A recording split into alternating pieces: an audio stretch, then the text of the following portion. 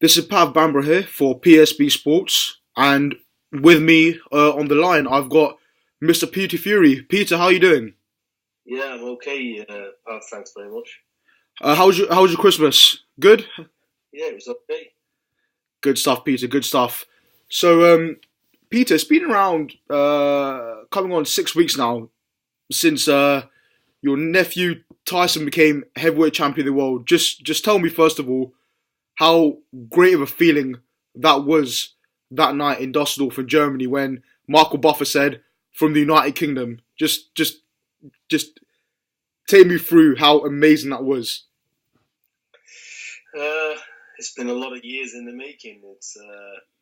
It's nice to see that whatever you believed in has come true, despite all the naysayers, all the doubters. It's nice to come out on top and not only win the world title, but the way it was won and under the circumstances, going to Germany, defying all the odds. It was a great achievement.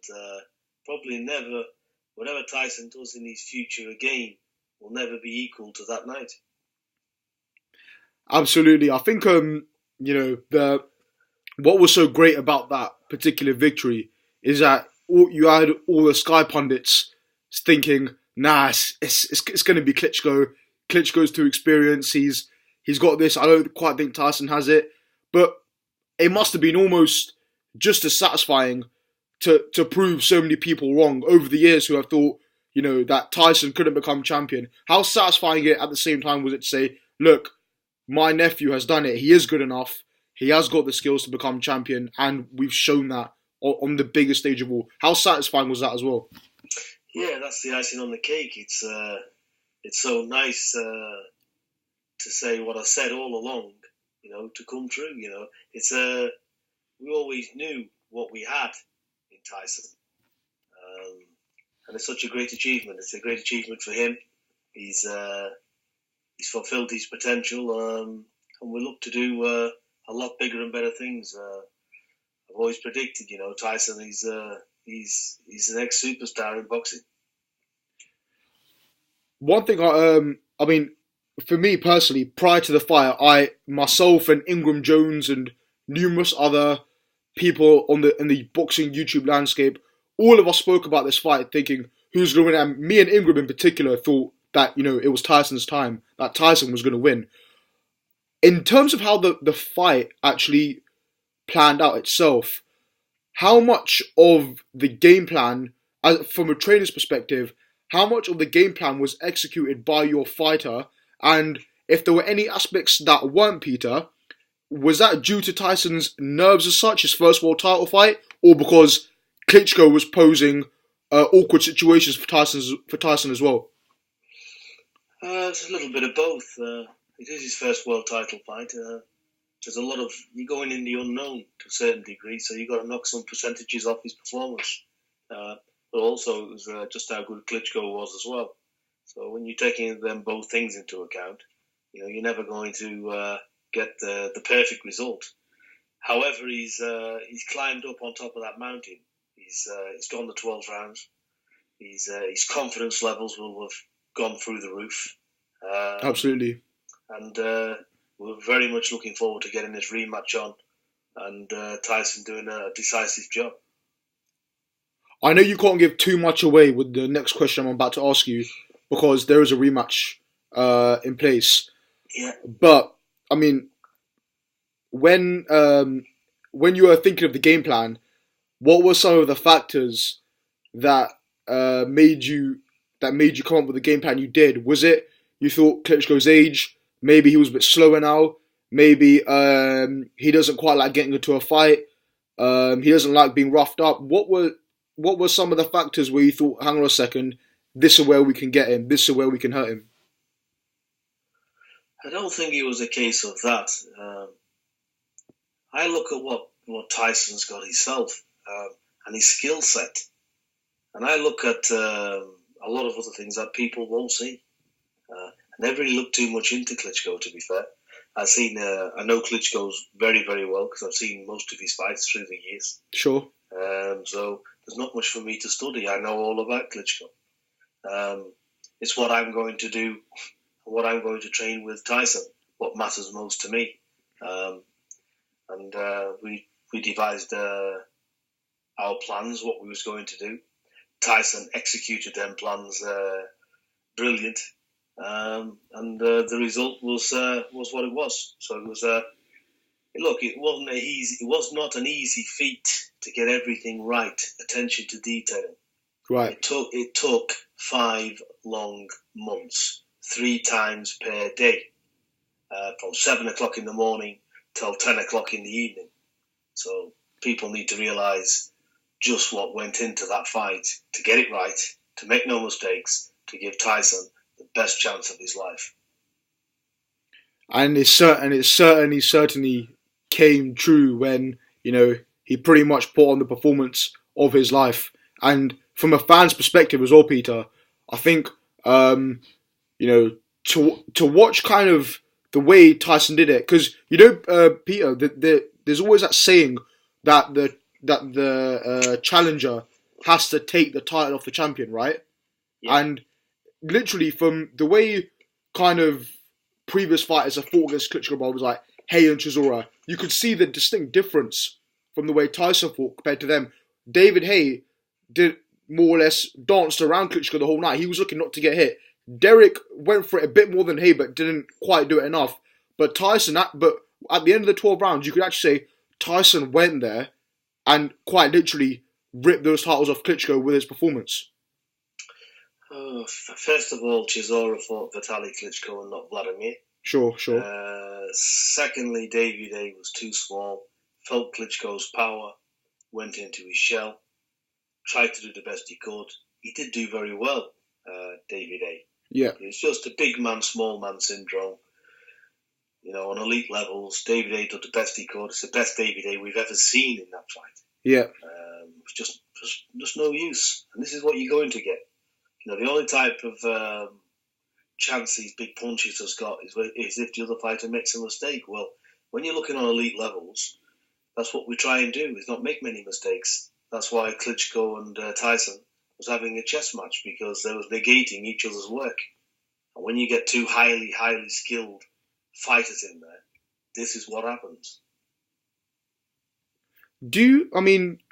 Prior to the fight happening, you had Glovegate with Vladimir's team not giving, with Tyson's thumb sticking out, with them not giving Tyson the gloves he wanted.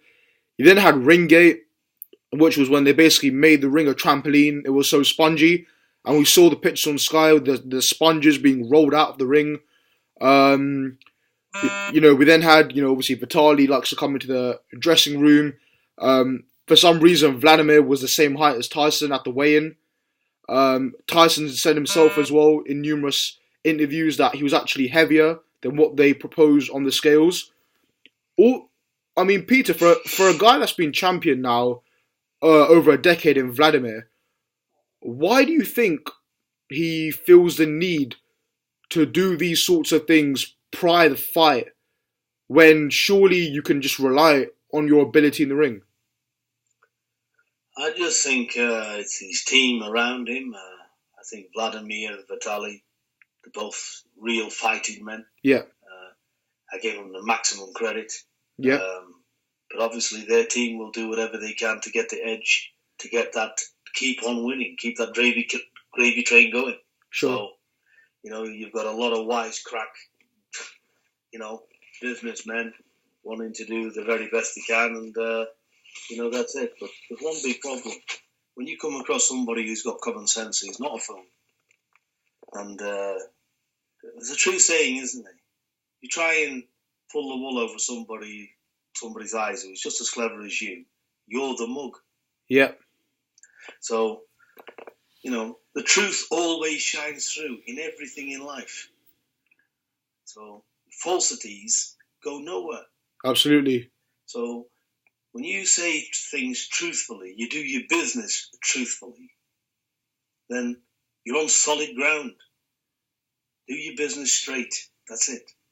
So, these things was found out.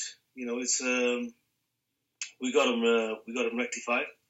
Yeah. And away we went. So I'm not going to make any big issue out of it. But when we have the rematch, you know, there'll be nothing like this because we've got the say. Be a proper ring. Vitaly Vladimir can wear whatever gloves he wants. He can wear gloves from Timbuktu for all I care. Yep. Don't care about the gloves. Wear what he likes. Just not interested in all the razzle-dazzle crap with boxing. Coming in first, keeping somebody waiting and all this. It's a fight. Let's get on and have a fight. Forget all that. Let's get in there, get the job done. And, that's what happened. But like I said, it was a good fight. Vladimir is still the best heavyweight out there right now. Tyson is on an elite level. And Vladimir has lost to an elite champion. And Tyson Fury will prove that over the next fight and over the next coming years. This is Tyson Fury's era. And he'll be around for a long time. I mean, Tyson pretty much in the numerous press conferences prior to the fight practically told Vladimir, essentially kind of not exactly fully how he was going to beat him, but it looked like when Tyson was explaining stuff to Vladimir, that Vladimir actually looked kind of confused. He actually thought, "Whoa, this guy is really really confident of beating me," and it seemed like at times Vladimir looked kind of insecure out of the ring, but when both of them got in the ring, I mean, people would have thought actually, because of how well Tyson fought, that he actually looked like the heavyweight champ of the world because of how well he performed. But that's also a testament to yourself and how hard he trained.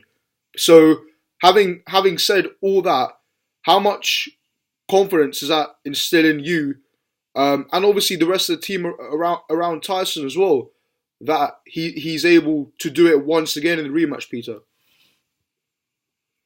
I think for a team, for myself, confidence, I don't really understand it because I'm the same as what I've always been.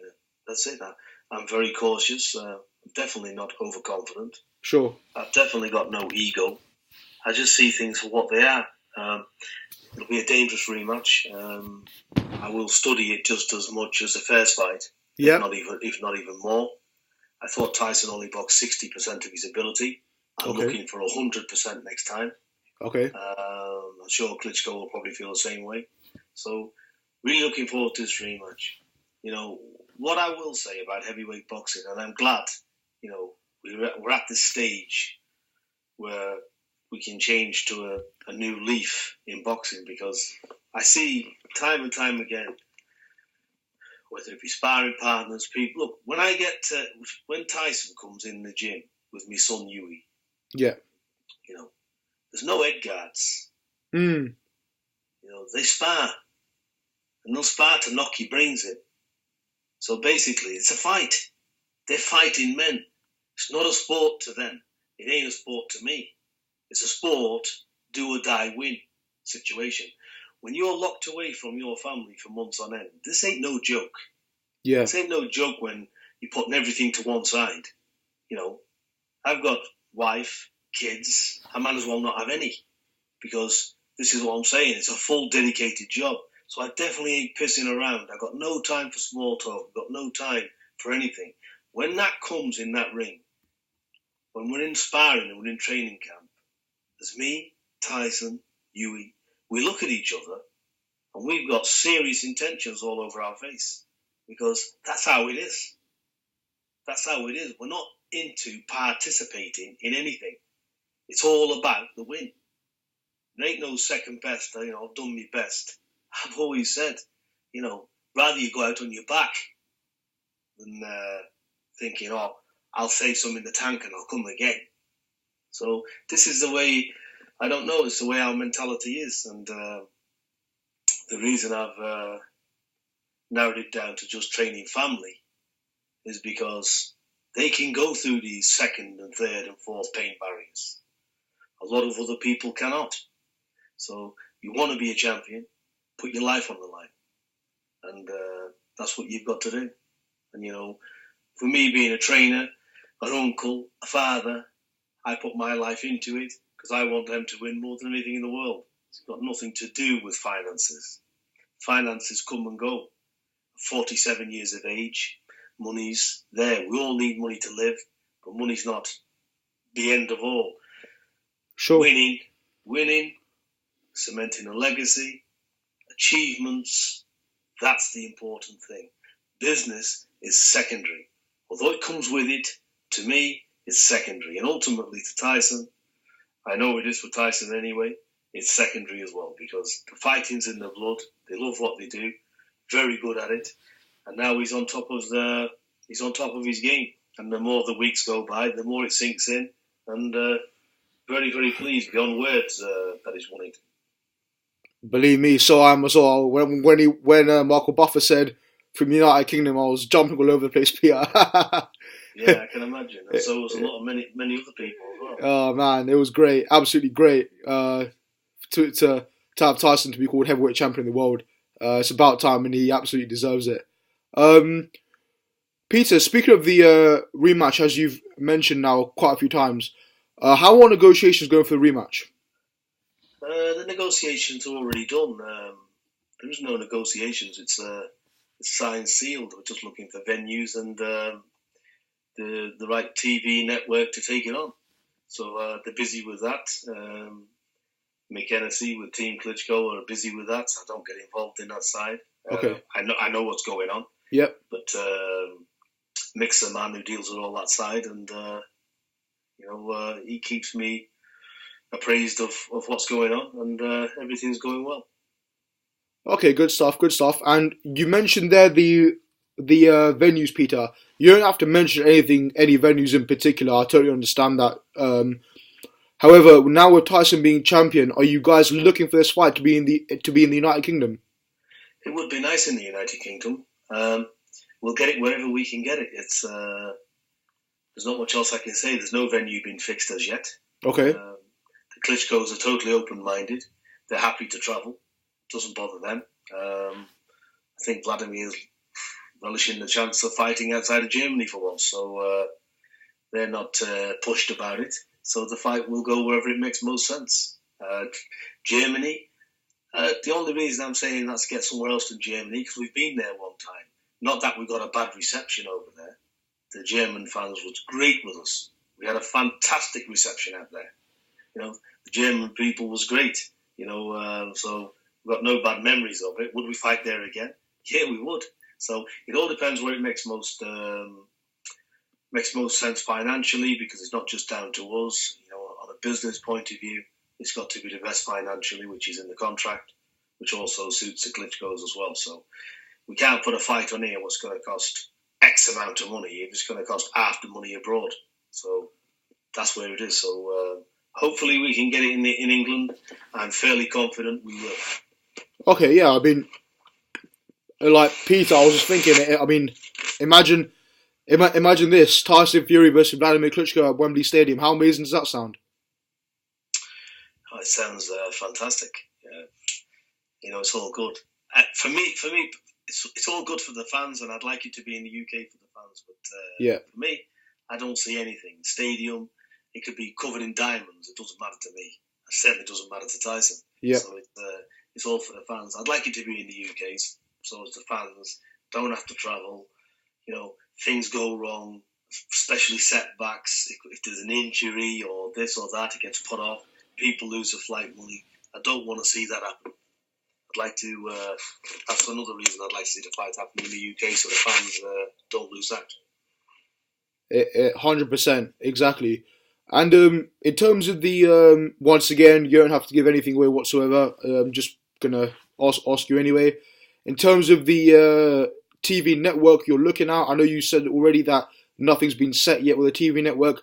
You're with Sky Sports box office the last time. Obviously, Tyson's fought on Channel 5 and Box Nation before. Are you guys hoping to stay with Sky again, or are Team Fury open to different networks and even terrestrial TV potentially?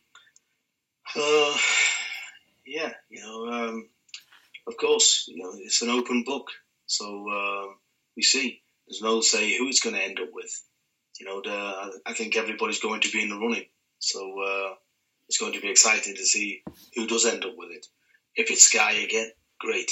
If it's not, it'll be somebody else. It just depends who's going to step up to the mark, and basically comes down to who wants to pay the most. Who's going to put the better deal on the table will take it. There's no tie downs to anyone. Okay, fair enough. So, in terms of all this, Peter, we might even get it on Dave TV. Yeah, you never know. Anything, Peter. To be honest, anything in boxing can happen these days, isn't it? Sure. So yeah. People can break their arms, have car accidents, have surgery, never going to fight again, and then here we are. Tomorrow's always another day. That's right. That is right indeed. So Peter, you said negotiations are done. You guys just looking for a venue and TV network now. When can the fans expect an announcement about Fury, Klitschko, everything being set in stone? When can the fans expect an announcement on the TV network and the venue and tickets, stuff like that? Would you know? I can't put a time limit on it. It's hard to say. This fight will take place around April, May. Okay. So I don't think there's not really a great rush, but I know as soon as the venues are fixed, as soon as that's all done, Hennessy Sports will team Klitschko. They'll put a joint statement out to let the fans know as soon as possible. So as soon as all the business is done, the TV networks are sorted out, it will get announced. I'd imagine with a press conference. Yeah, that press conference is gonna be good. But yeah, okay, perfect. So fans keep checking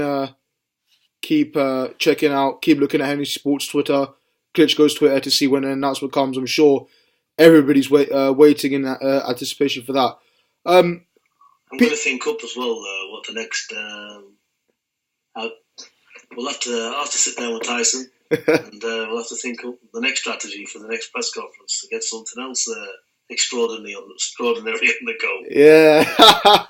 Oh my God. I was thinking, I don't know, Tyson came in as Batman last time. I don't know, maybe now he's coming as Superman, bearing in mind he's champion now, so, it can be anything. Can't come in as Superman, maybe, I don't know. But, yeah, it'll be very interesting to say the least what the next costume is at the next press conference. Might come in the pink dress. With Tyson, anything's possible. That's what makes him so entertaining. Yeah, for sure. Exactly. But, Peter, I know obviously as a trainer, you don't like looking ahead of the next fight, but I have to ask you, Deontay Wilder, Artur Szpilka on this Saturday, and you've also got Tyson Fury stripped IBF title, Glasgow and Martin as well on Saturday. Fingers crossed. Everyone in the UK wants Tyson to win. Fingers crossed Tyson wins and he comes through Klitschko.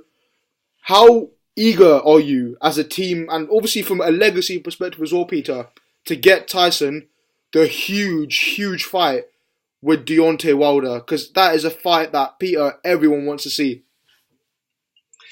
I think it's building up into a massive fight. I think Wilder's improving. I think Wilder gets a lot of stick because he's fighting these type of guys, but he's learning his job. Wilder's getting better. Yeah, I agree. I've looked at it. To be honest, I heard a lot of people say, "Oh, Wilder's this in his fights." I haven't seen him, but I sat down. I think a few days ago, and I thought I'll have a look.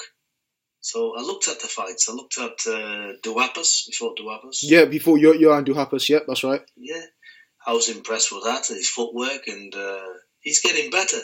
He's getting rounds in. I didn't see the Eric Molina one. I've not seen that one yet. That one, he defeated him in the 9th round. Wilder's been saying that he badly broke his hand in the Stavern fight, and he's still recovering from that. So, and that's kind of why he's saying that some of these fights are going longer than he wants them to. He's actually saying he'd rather knock them out early. But I mean, Peter, to be fair, I actually agree. I think for me, generally as a fan of boxing, when I saw his fight when he actually won the title from Stavern. It was actually, in a way, kind of an identical performance to Tyson against Chisora, in the sense that how Wilder used his jab and reach advantage so effectively, it basically didn't allow Stavern to get any leather on him at all. And I was really impressed with that, the way he went. A lot of questions. You heard Wilder after the fight saying, I can take a punch, I can go 12, I can do it at the top level. So, but I mean, it's like you say, with these many voluntary defenses he's getting, he's actually picking up more and more experience and the rounds under his belt, which a champion needs. Wouldn't you agree? Yeah, I think that's a fair assessment. I think he's doing well. I don't know much about Spilka, whatever his name is. He's lost 120. Yeah, I mean, I've watched a few fights on him. For me, it's a fight I can't see Wilder losing. I think he will come through, but nevertheless, it will still be. It's not going to be a walk in the park. Yeah, I mean, it's a fight that I believe Deontay will win. However, to be fair, it doesn't matter if he's 50. Records mean nothing to me. It's who they fought. So, like I said, I haven't seen Spilka fight. I've not seen Glasgow either. I haven't seen. I've seen Charles Martin against the scaffolder from here, Tom Dallas. Okay, right. I had a look at that, and he looks okay in that, to be fair. So, yeah. Like I said, he was against poor opposition. So, what he's going to be like on a world level, I've not really seen him at it, so I can't really comment. Wilder's getting better. The answer to your question is Tyson fight Wilder, 100%. Let's get Klitschko out of the way, get that fight next. So 2016, the fans can expect to see Fury versus Wilder. I'd like to see that fight happen. What's the point in taking a voluntary? What's the point in messing around? Exactly. Just getting an easy payday. That's Tyson's where he is. All being well, he gets past Klitschko. Wilder's next. Let's get that fight on. It'd be a super fight, and it's for the WBC belt as well. Yeah, exactly. The IBF can go and stick that right up their ass. Not interested in them two fighters. Nobody's heard of them, so they've just degraded their belt.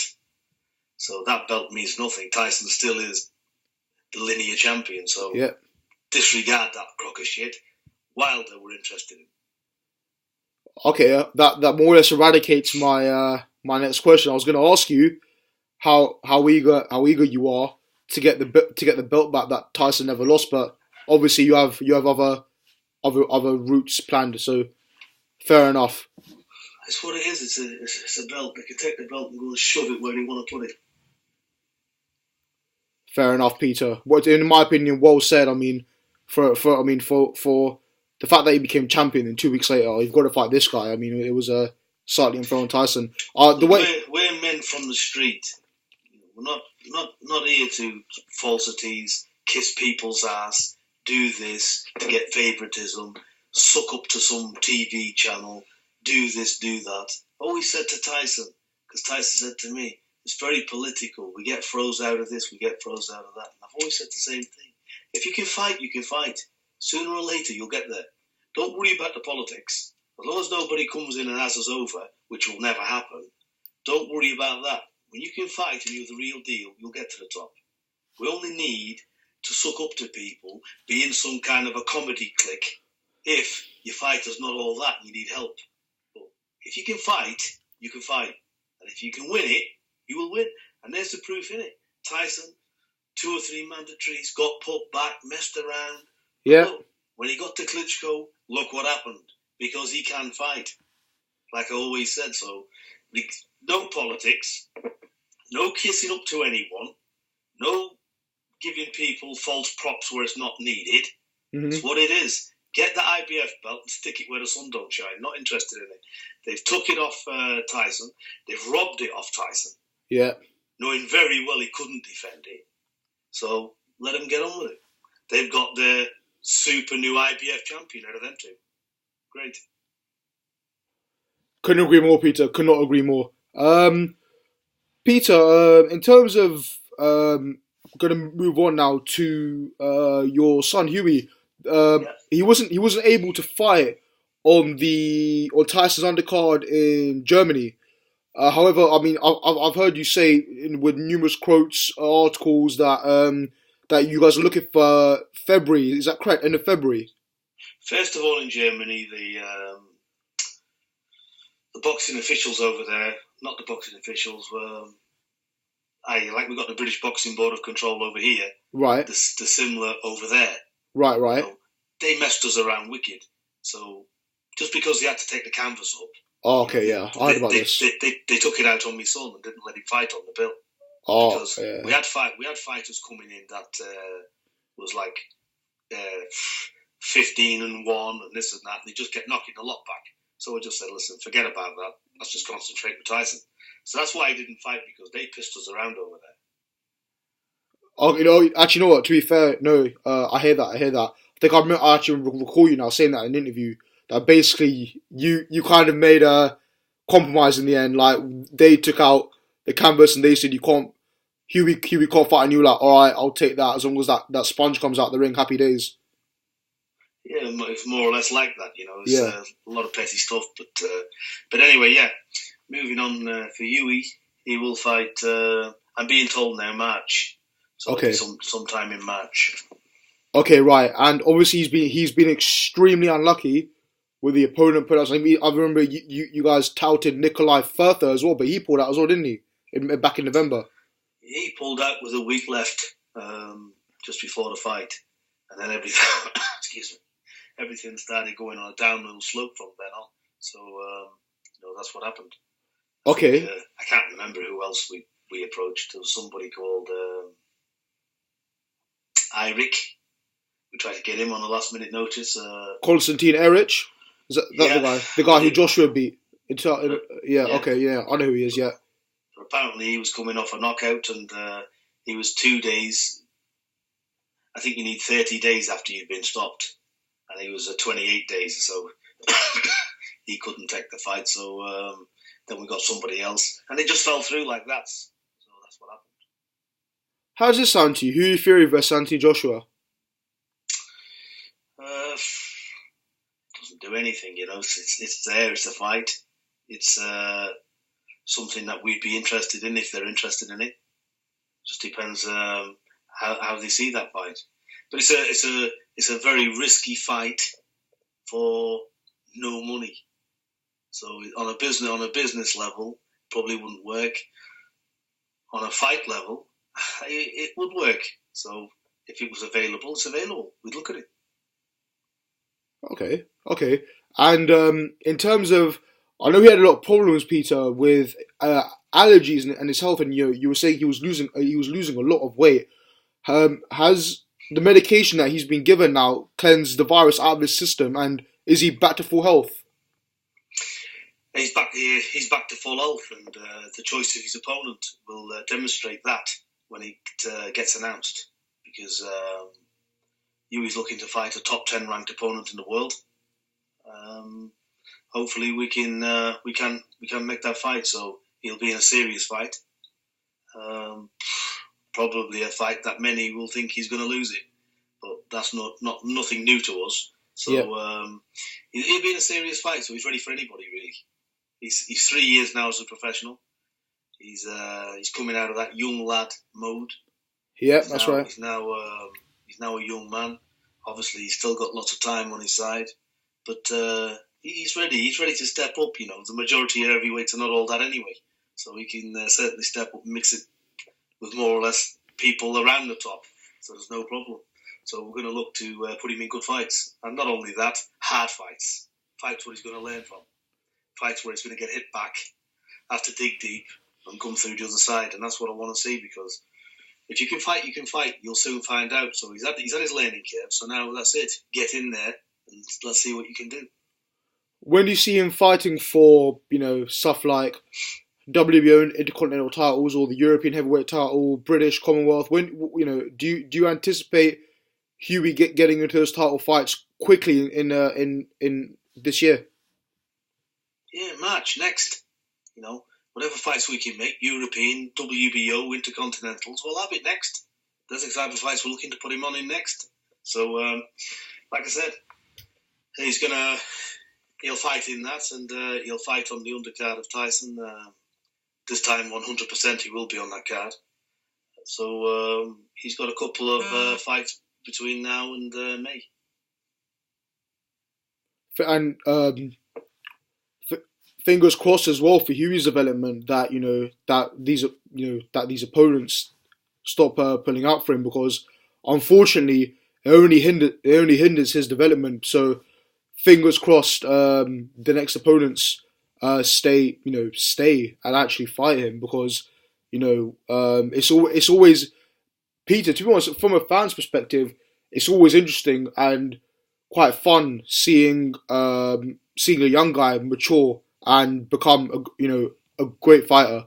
It's always nice watching that step by step process. As that from how someone goes from when they start to champion, isn't it? I think it is, and the people that's been in our gym and the amount of sparring partners, you've only got to ask them, what they think of him. Yeah. He's a serious athlete. Just because he hasn't, come out yet and shined against somebody who's highly ranked. Just watch this kid. Watch what he can do. Watch what he'll do when he steps up. This is me talking. Think of it what you will, but watch what he does. He's a special talent, and he's on a world level, just the same where Tyson is. I've always said that about Tyson. He's no different. So he'll soon be up there, and I don't know, within the next couple of years at the very latest, he'll be fighting for a world title. Between 18 months to 2 years, he will be fighting for a world title. I mean, the other day, I think it was 2 or 3 days ago, Peter. You don't have to answer this if you don't want to. I totally understand. But a couple of days ago, an article in the Mirror came out regarding yourself and kind of the usual negative press, I would say, that some of the Furies have been getting as of late. I know, obviously, you don't like to react to silly stuff that's put in the papers, negative stuff that's put about Team Fury, but I mean, the Mirror article wasn't very friendly towards you at all. So when you first read it, do you say to yourself, why are they even bringing this up? Because I've just helped train the heavyweight champion in the world. I think they can bring it up. I think it probably is good for them to bring it up. It's probably interesting reading, but the thing is, what they got to look at and what the general public know. In 2012, I done an in-depth interview with Terry Dooley for Boxing Monthly. Okay. And I discussed all about my sentence, what I was in for, everything there was, which they've nicked snippets from that anyway. Right, okay. So they're only taking snippets what's been said in past comments, what I've made myself. And, what can you say? I think they've tried to put a snidey, cheap portrayal on my past, instead of just saying, look, this guy was a serious guy in his day. He got 10 years in prison for amphetamine, XYZ, done his time, paid $1 million or whatever, that's all correct, got jail in 06, 4-year sentence, come out. But the little bit at the end, what the police said, was actually spot on. Done his sentence, paid all of his dues or something like that. Yeah. Oh, yeah. So that was the only real truthful comment. Right. The whole thing.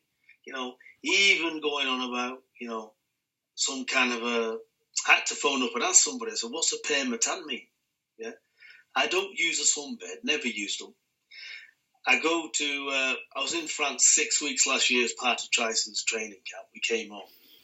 I actually drive a Nissan Micra Automatic, which is a 78 on an S plate with a number plate on it worth 40 grand. Right. Number plate's worth quadruple amount of times the car's worth. The car's worth 500 quid. So, stood next to me friend's car from Manchester, which the world knows who owns that car. It's just snidey, very, very silly, really. It is. It was too silly to laugh at. So here's me, 47-year-old, putting me down like I like some sports car and a high life and Yeah. Absolute rubbish. I know. So that's the way they want to portray it. But I will say this: the Sunday Mail rang me a week before and said, "Look, we want to do an article on you about your past." I said, "Oh, is this an attack?" I said, "Like you've been doing with Tyson." I said, "You want to attack me?" No, he said, people's very interested in reading about you. He said, you're the trainer of the champion of the world. You're a big instrumental part of that. Yep. So he said, yeah. He said, well, have you got any comments? I said, yeah, done me time, paid me fines, now putting back into society. He went, okay, thank you very much. Now, because I told him that, right, and also emailed him them words, he felt it very that if he printed what I've had to say, that would dampen their attack. Right. So okay. What they've done then, they backhandedly slided it to another paper group, so they don't have to ring me, they don't get me comments, and they just stick it out there. So it's all, you know what I think of it? We're the villains of the world. We're the rubbish. We're the scum of the earth, as they like to put it. All these media, whatever they are, these hierarchy of whatever they are. Yep. But who's the real tossers in all of this? Who's the ones being snidey with all of this? We've got a heavyweight champion of the world. They're out to knock him wherever they can. That's true. We've had 10 times more praise around the world than where we come from. That, to me, is embarrassing for our country. Couldn't agree more. Couldn't agree more. I think we're being attacked because of our personal beliefs. I believe in God. You can't attack me anyway. You can't really attack Tyson. Because ultimately, we're a family that will get together and shut the outside world out and get in that gym and do what we need to do. I will express my feelings. Tyson will express his feelings. My son will express his feelings through fighting in the ring. We'll fight to achieve our status. Words don't mean anything because of our backgrounds, where we come from. We're not valued. They need to put Tyson down. They need to put me down. So when we speak, they're trying to portray it like we'll lose some credibility. Yeah. Or do we need to hear from a daft ex-drug dealer who's flying up and down on a sunbed? Or do we need to hear from Tyson Fury, who's a complete lunatic? Let's put them down before too many people listen to what they got to say, because these guys really could catch on. So let's just shoot them down a little bit further. But like I said, all this is just stupid games that I'm not interested in. What I'm interested in is abiding by the law 1,000%, looking after my family, believing in the blessed Lord every single day, and thanking God and thanking everybody around me for giving us the support and letting us be where we are today. That's what matters to me, nothing else. You actually couldn't have put that any better. I mean, sometimes I think to myself, like, when I'm reading this stuff, I'm like, really? Like, come on, the guy's just become heavyweight champion of the world, put on the performance of his life, taken the titles off a dominant champion, had the help of his uncle do it behind him as well. I mean, just give the guy a break, for God's sake. You know what I mean? Just give him some bloody credit. Do you know what I mean? Well, actually, when I was training Tyson over in abroad and everything, yeah, I was dealing with fines, having to pay fortunes of money, sell assets, do this, do that, still train and do it at the same time. So life's not easy. We all have obstacles to carry. We all have burdens to carry. We've all got our own crosses to bear. But, we get through. We keep fighting, and that's it. That's all we can do. But I'm grateful for my past. I'm grateful for my past because it's put me where I am today. I'm the man I am today. There's no falsities. There's no egos. Not interested in a piece of tin. Not interested in the best house in the world. I can go and live in a caravan in the middle of a field tomorrow and look at some sheep. I'd just be as happy. Yeah, it doesn't matter. What matters is boxing, winning, cementing a legacy. So as when we're all dead and gone, we'll be remembered for something good than not something negative. Sure. I think one thing my mum always tells me as well is that, certain things would have happened in your past regardless, but sometimes things that happen in the past actually make you the person you are today, and in fact, the experiences you go through earlier in your life kind of shape you into a better person growing up. Because Peter, all these different experiences we have growing up or whatever experience you have in the past, yeah, they can affect you, but it's how you look at that experience and how you can actually come back better, or how you look at improving yourself as a person. So those are the sorts of things that I think in general in life is people should look at. It's how, they can look at their past, but actually, how that actually improves them in the future and what they can do to make themselves a better person. And look, I think it's very straightforward. Be very truthful in your life. Don't tell false things about people. Just be very truthful and be very kind to people. That's it. I'm not saying if some dickhead comes around you being clever, that's another matter. I believe in God. If somebody hits me up the lips, turn the other cheek, I'll probably not. I'll probably take the face off. We're fighting men from the street. But I would never insult anyone. No one can ever say to me, no matter where I've been in my life, and now I'm in a public eye, no one can ever say, oh, this guy's attacked me for nothing, or it's been something else. No, nothing of the sort. Yeah, definitely. No, So, I hear that. we live our life and we go by and do our things and respect people. I respect everybody. Everybody with that for the common sense anyway. Somebody who's decent, that's all we want to be. Is to be decent, and that's it. But it's hard to find today. You get a lot of people, whether it be in boxing, whatever, it's what it is, isn't it? We just got to do our thing and not let words get to us or whatever. As long as we know different, that's what matters. How was the champ's holiday in Florida? Has he come back rested? Is he ready to go? Did he have a nice relaxing time away with the family in Florida? He said he did. He said he enjoyed it. I'm going to link up with him on Thursday. Solid stuff. And have a proper chat with him.